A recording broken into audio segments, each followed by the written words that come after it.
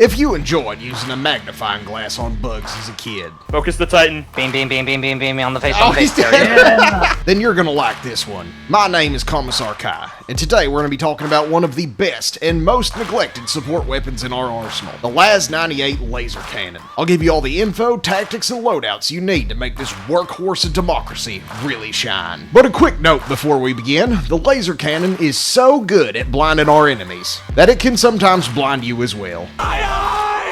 So if you've avoided using it because it's hard to see, Unfortunately, I can't see what they're aiming at anymore. it I doesn't see matter. where they're aiming, but I can't see the actual target. There is an easy fix. Just turn bloom off in your graphics settings. This has the downside of making our las cannon look more like a tickle beam, but it does help. Okay, on to the guide. If I had to pick one word to describe democracy's laser pointer, it would be reliable. It can handle any enemy in the game given enough time, never runs out of ammo as long as you don't pop the heatsink, sets enemies on fire, and is incredibly easy to aim. But if you want to make use of any weapon, you need to understand how it works. The Stream of Freedom does 350 damage per second, with 200 of that being durable damage. I've explained durable damage in other videos, so I won't go too deep into it, but basically that means it's good at hitting hard targets like charger butts or the legs of hulks. It also comes with level 4 penetration, meaning it can easily punch through medium-sized enemies like Devastators or Biospewers while still putting the hurt on the big targets.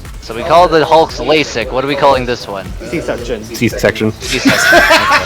No, actually, that is like darkly perfect. It has a range of 200 meters with 0 damage fall-off, making it an excellent weapon for long-range engagements. As you've probably guessed, our favorite laser pointer does not use traditional ammunition. Instead, it uses heat sinks. The laser cannon can support up to 12.5 seconds of continuous liberation before the heat sink will pop out and you'll need to replace it. Thankfully, it comes with 2 spare heat sinks, and if you somehow manage to burn through all of them, you can get 2 additional heat sinks from any ammo box or resupply. Additionally, the time it takes your laser cannon to cool down after heating up is affected by the climate of the planet you are fighting on. On hot planets, it'll take 33% longer to cool down, while on cold planets, it cools off 33% faster. LAZ-98 also doesn't require a backpack slot, so you can pair it up with hell bombs, jetpacks, or just carry supplies around for your team. The laser cannon is excellent at handling anything but the heaviest of targets with just its raw damage. But it does have one further trick that was added not too long ago, which really elevated this weapon over its peers. It now sets enemies on fire much faster. Aside from adding a glorious chorus of the screams of tyrants, this new-ish fire effect adds a ton of damage to whatever you're enlightening with democratic ideals. But because Command loves making my job harder than it needs to be, fire is weird in how it deals damage. At baseline, it does 100 damage per second to whatever is set ablaze and lasts for 3 seconds. And it does this with an armor penetration characteristic of 4, meaning it can cook most heavy targets. It also only does damage to an enemy's main health pool, so if you're trying to burn off a charger's leg or poke out a Hulk's eye, the flame effect really isn't going to do anything for you. But that's not to say it's useless against the bigger targets, quite the contrary. Fire also gets a multiplier that increases with the size of the target, so the bigger the tyrant, the more the flames will cook the bad ideas out of them. For the slower helldivers, the laser cannon is basically a long-range flamethrower that is fueled by the hatred of democracy that resides in the blood of our enemies. So you can cook a charger or Hulk from the insides without worrying about aiming for weak spots if you're really bad at aiming. Our magnifying glass of freedom also has enough demolition force to break open containers and demolish small fences, giving it just a little bit of extra utility. The final bit of info you need to know is that it can destroy a lot of side objectives, like shrieker nests, AA emplacements, mortar pits, and spore spewers. Weirdly, it cannot destroy the treasonous yappin', and I have no idea why.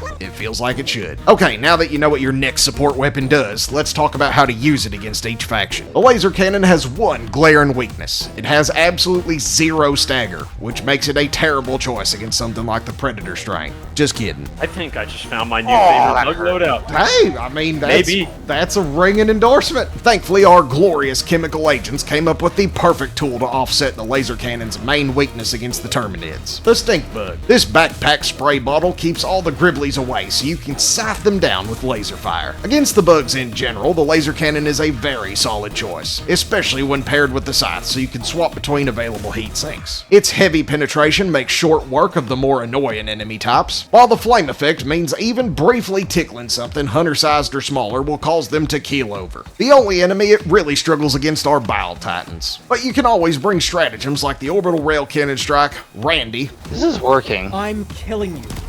Oh my god, Randy, why? There's an ion sword! Or the always reliable 500 kg. And if the Titan somehow survives, you can just burn out their remaining health with your little light of freedom. Against the bots, the laser cannon really shines. Its lack of stagger doesn't matter as much since the beam enables the clankers can't hit the broadside of a super destroyer protocols. But if you can't sit still and distract the bots like a cat chasing a laser pointer, you can always use the emergency evasion maneuvers.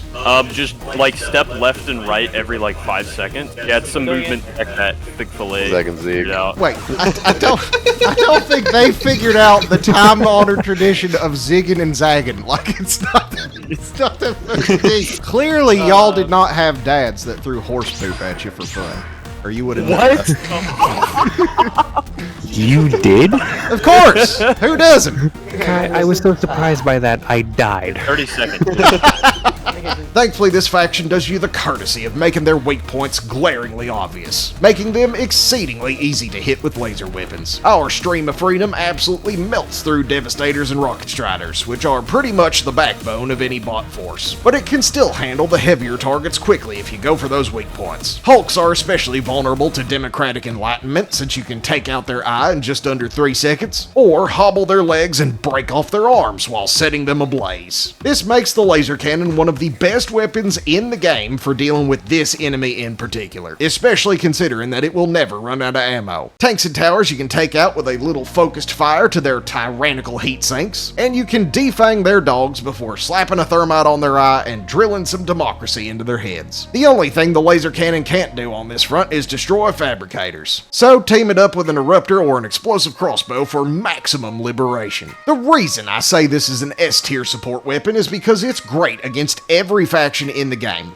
meaning it's also super effective against the squids. I know a lot of y'all find this to be the most annoying faction due to the tankiness of their autocracy, but because of the way that fire works, their larger size and massive health pools means they burn like a wax candle under the glare of managed democracy. The laser cannon can handle any threat on this front with relative ease, but it is incredibly good at killing both overseers and flesh mobs, which are some of the most annoying enemies on the squid front. For overseers, you can pop their head right off or take their right arm off to take them down. You can beam down the flying one's jetpacks for easy kills, or again, just set them on fire. Flesh mobs won't die particularly fast, but given that they are both fat and slow, you can just keep lighting them up until they eventually fall over. This is especially effective when you combine it with other tools, like a scythe to trade heat sinks or a breaker spray and pray to just bust through the rest of their health. Harvesters will go down pretty quickly if you aim for their hip joint, but if you can't hit it in the chaos of battle, just blasting them in the face will at least keep them uncomfortable. The only real weakness of the laser cannon against the squids is enemy Tesla towers and the shields of clams, but pair it up with an eruptor and you'll solve both of these problems nicely. Now that I've stuffed your brains with knowledge, let's talk about what pairs up best with the Miku Beam of Freedom. 1, 2, 3, 4.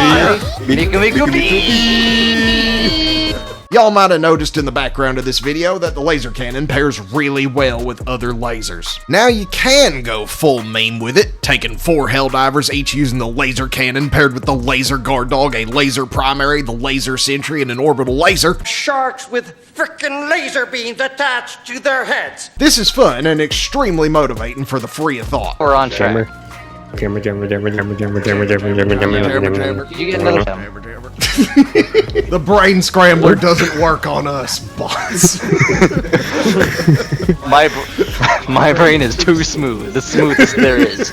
But it's not typically the best way to run it. If you do want to try out Laser Team 6 as a strategy, consider joining my Division of Commandos by clicking the link to the Discord in the description of this video. But if you prefer a more practical laser cannon loadout, here's what you do. On bugs, you'll want to pair your laser cannon with a primary like the Scythe for the true infinite ammo experience, or the Eruptor. To my knowledge, these are the primaries that pair best with the LAS-98, but some other good options are the Arc Blitzer, Halt Shotgun, and the Cookout. Basically, you either want the infinite ammo route or the stagger route, but here's what I would recommend that you try. The laser cannon and scythe help you stem the tide, Randy helps out with the big targets, 500 kg is an oh crap button, and the gas dog to make sure the bugs respect your personal space. Bring the grenade pistol to close bug holes and either thermites or gas grenades, depending on your preference. To run this loadout, you'll need both the chemical agents and democratic detonation war bonds, but it's well worth it. On bots, you don't need a gas dog as much, so I would recommend this Hellbomb backpack build instead. Pair your laser cannon up with the explosive crossbow. This is the only build I like using it in, so you have a way to clear spawners and devastate any incoming patrols. Bring whatever secondary you want, but for our grenade slot, we'll bring G4 gas grenades to deal with big crowds and to buy ourselves time to relocate. For stratagems, we'll bring the Hellbomb backpack, which will be our answer to factory striders, convoys, jammers, and to keep our team on their toes. Well, I'm dead, but